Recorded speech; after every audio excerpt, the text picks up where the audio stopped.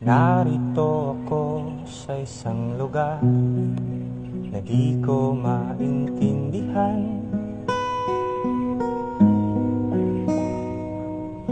Nakikipagsapalaran sa buhay na ang hantungan ay kawalan.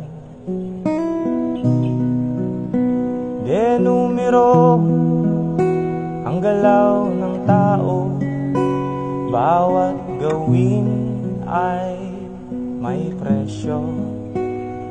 O narito ako sa isang lugar na di ko maintindihan. Daing ng tao'y di pinapansin, nililipad ng hangin.